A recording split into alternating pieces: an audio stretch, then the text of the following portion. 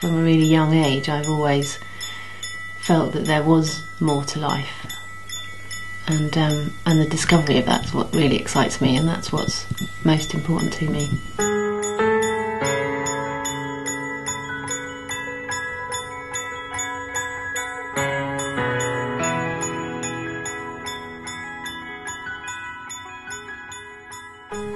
I was working as a recruitment consultant in the city in London.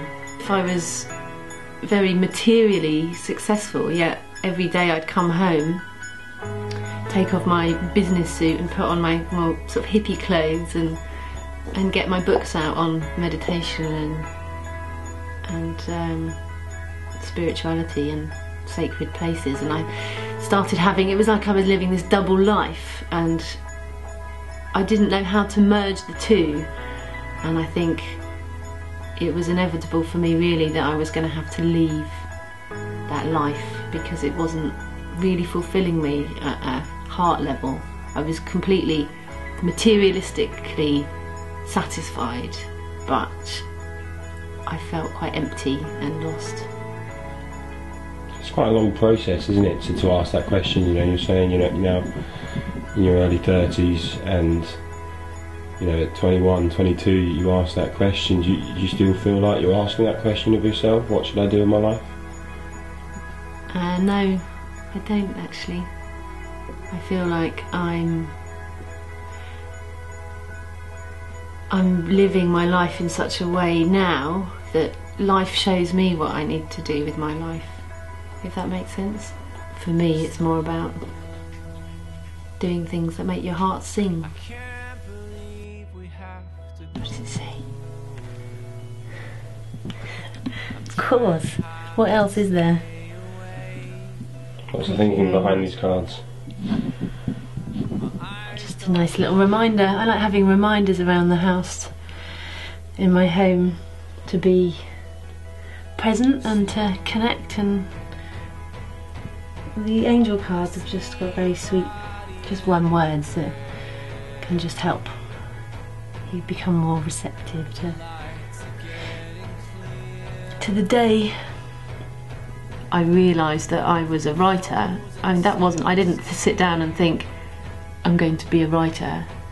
I just sat down and started writing, because that's what I needed to do in that moment. And I realised that actually this is worth sharing, this story, so I sent it off to a magazine, and it was really, really popular. It did really well, so I wrote more.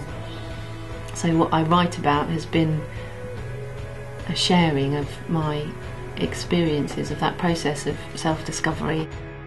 I think the hardest part in writing the book and bringing the book out into the world has been trusting that it's of value, that sharing my experiences of becoming a happier person, as a mother, as a friend, as a lover, as a daughter, that is actually of value to the world.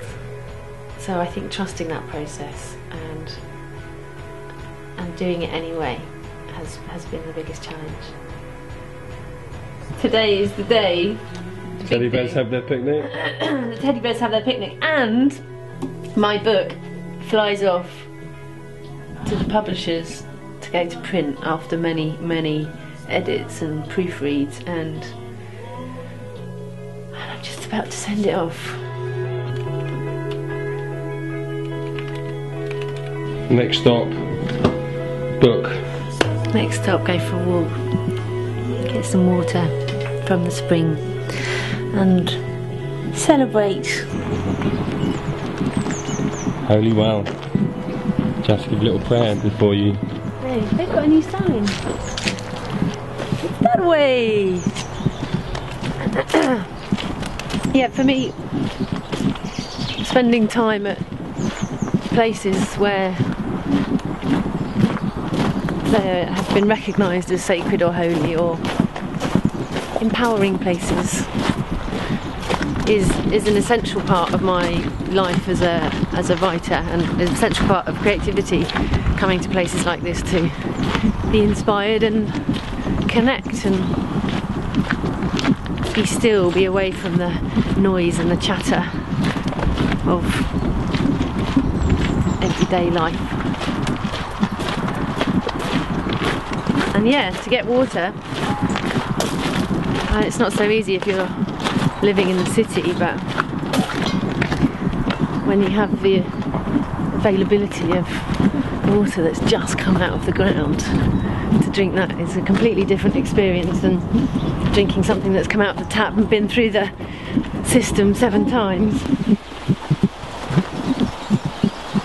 Do you have any kind of ritual to say thank you for this water in any way?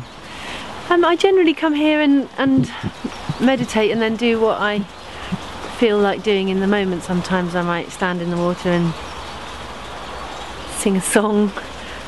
Other times I might sit and write something, but generally I just sit quietly and just enjoy the space here. It's magical. It's quite easy to take things for granted, especially water, because it does just, you know, Western culture, pop out of a tap. So yeah, there's something very special about, you know, connecting with water at its source. The energy here is, at any well, holds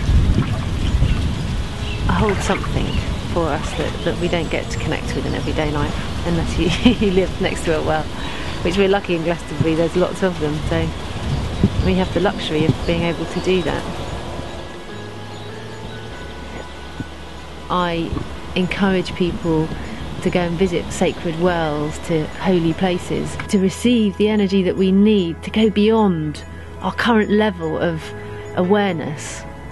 Like there's that Einstein quote that says, a problem can't be solved at the same level of awareness with which it was created. So by receiving more energy from our environment and from teachers and places, books, we receive the energy we need to go beyond our particular challenges, and that's what's really exciting for me.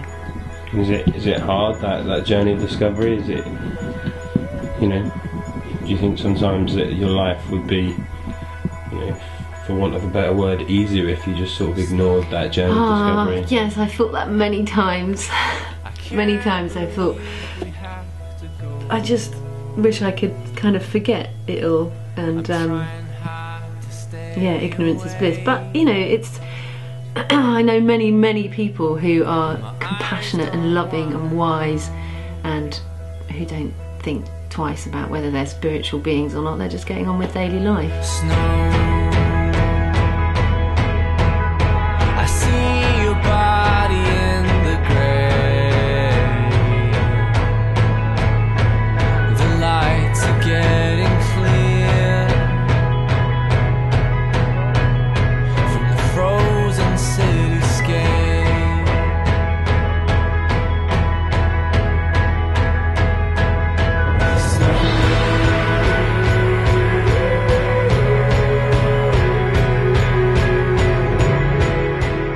I think what should I do with my life is a wonderful question, because it's such a gift. The time we have here is so precious. We may have 1,000 or more lifetimes, but we're only really conscious of this one, so what we do in it from one moment to the next makes all the difference. You've been watching Guerrilla Filmmaker Now, asking, what should I do with my life?